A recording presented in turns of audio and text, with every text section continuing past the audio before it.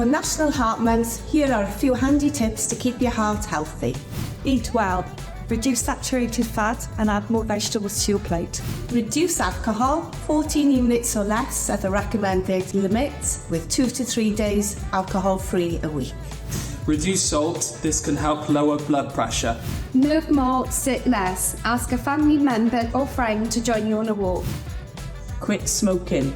Ask for a referral to the smoking cessation team for support and advice. Manage your weight. Being overweight can lead to high blood pressure, high cholesterol and type 2 diabetes.